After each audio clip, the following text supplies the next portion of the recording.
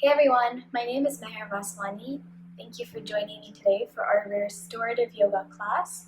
We're going to be covering some hamstring stretches, which are great if you're a runner or you sit at a desk a lot and you have short hamstrings as a result.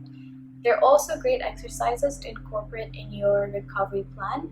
They're very restorative, and the only props you'll be needing is a block. If you don't have one, you can use a stack of books and also a strap. If you don't have a strap, you can always use a belt.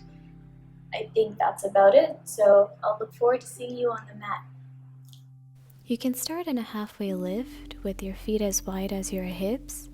You can rest your hands on your shin or your thighs. If your hands cannot touch the ground, just keep your spine straight instead of rounding your back. You can keep pushing the weight forward and bend your knees one by one. With your hamstrings, you want to take your time to ease into them rather than going 100% straight away. Keep trying to get your thighs to touch your chest. You can sway your hips side to side as you bend one knee and then the other, consistently pushing your weight towards your toes and keeping your spine in a neutral position.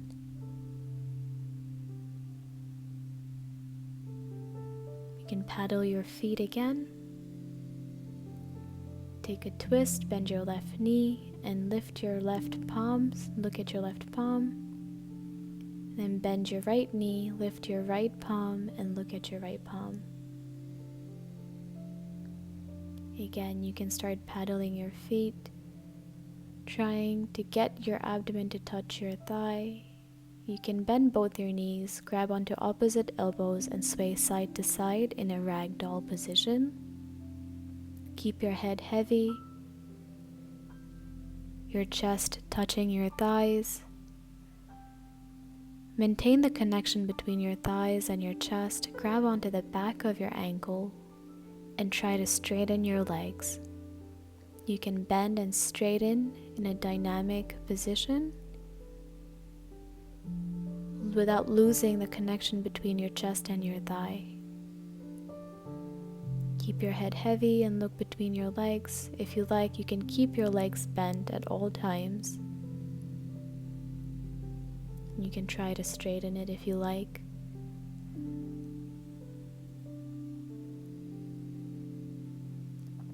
You can bend and straighten again. Keep pushing the weight towards your toes.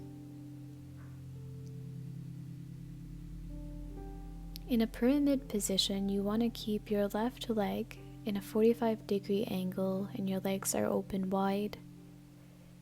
You want to be hinging from your hips instead of your shoulders and rounding your spine. You can use a block to support you if your hands cannot touch the ground yet. Again, you want to maintain a connection between your chest and your thigh instead of rounding your spine. You should feel a stretch along the back line of your right leg.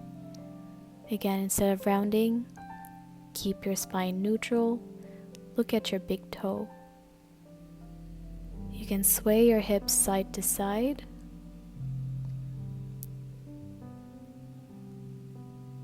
You can fold forward as you exhale. And then walk your hands towards the left side, your toes pointed inwards and your heels pointing outwards in a triangle shape. Again, hinging from your hips, you're in a halfway lift. Inhale. Grab onto your big toes with your 2 fingers and pull forward as you exhale. Your chest still neutral, your spine still neutral instead of rounding it. Go only so far as it feels good for you. Inhale, come up into a halfway lift and walk your hands towards the left side. This time your right foot is at a 45-degree angle and your left foot is pointing straight. You can use a block on your left side to support you. Again, you want to try and maintain the connection between your chest and your thigh. If this is not possible, you can always bend the back leg a little bit. You want to feel a stretch along the back line of your left foot and left leg. You can bend and straighten your left leg. Walk your hands back to the center, and you want to fold forward again in a wide-legged forward fold. As you exhale, pull your chest down towards the ground. Your spine still straight and neutral.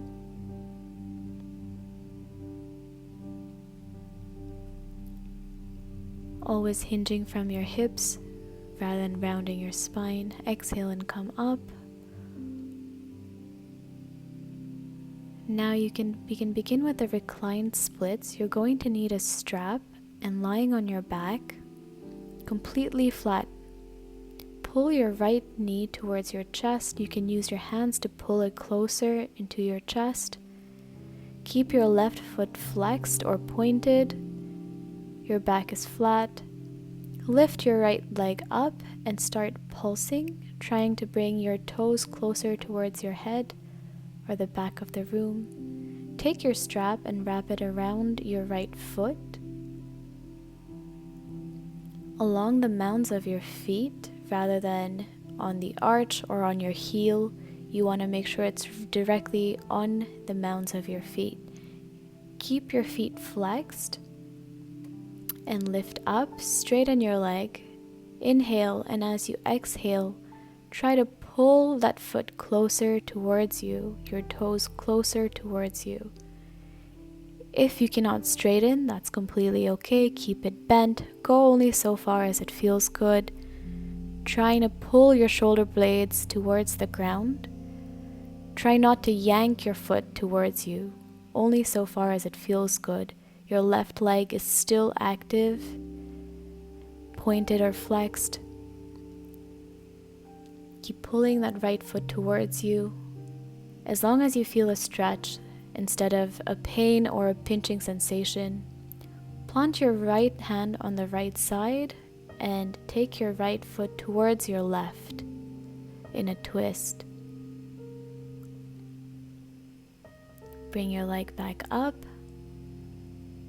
and hold. Remove the strap and see if you can hold your foot in this position.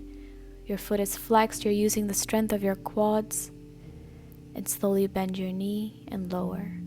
Now we're going to repeat it on the other side, pulling your left knee towards your chest. Your right foot is flexed and strong.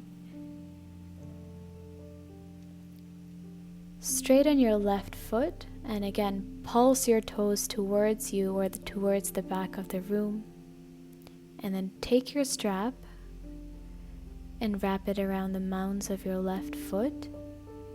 Flex your left foot and straighten, trying to bring that left foot closer towards you, while your back remains straight and flat on the ground and your right foot is flexed.